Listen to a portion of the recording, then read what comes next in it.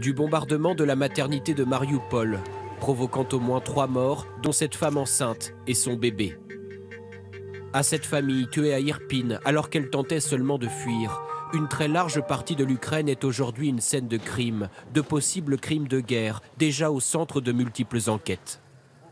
Le week-end dernier, dans les rues de Mykolaïv, l'une de nos équipes a suivi ce soldat ukrainien, au lendemain de frappes qui ont touché un quartier d'habitation. Une roquette peut atteindre une cible à 60 km. Dans sa main, un appareil photo et dans sa tête, l'espoir de conduire un jour Vladimir Poutine devant un tribunal.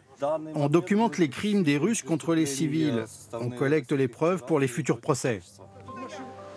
Pour démontrer un crime de guerre, recenser la mort de civils ne suffit pas. Il faut prouver qu'elle est volontaire, qu'un ordre a été donné de les cibler, qu'il ne s'agit pas de victimes collatérales. Les témoignages de soldats capturés, comme ces Russes présentés à la presse, sont de précieux éléments, mais pas les seuls. Les habitants, les journalistes, tous ceux qui disposent d'images du conflit peuvent fournir des indices.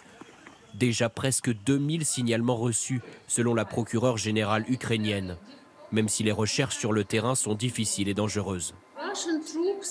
Les troupes russes utilisent par exemple des armes interdites par le droit international, comme les armes à sous-munitions. L'armée russe sait aussi pertinemment qu'elle a bombardé et bombarde encore des civils et des infrastructures civiles. Les investigations sont aussi menées par des ONG hors d'Ukraine. À Berlin, cet enquêteur d'Amnesty International vérifie l'authenticité de vidéos parmi des milliers sur les réseaux sociaux. Date, localisation, comme le bombardement de l'hôpital de Mariupol. Je vois ici qu'il y a 2 bâtiments reliés par une petite passerelle. Donc je cherche sur les images satellites un ensemble de la même forme. Nous avons aussi des experts en balistique qui nous aident à analyser le type de missile à partir des fragments. En 2018, l'ONG était même parvenue à reconstituer en images de synthèse une prison secrète du régime syrien de Bachar el-Assad grâce aux témoignages de rescapés. Il n'existait pourtant que cette vue satellite de ce site.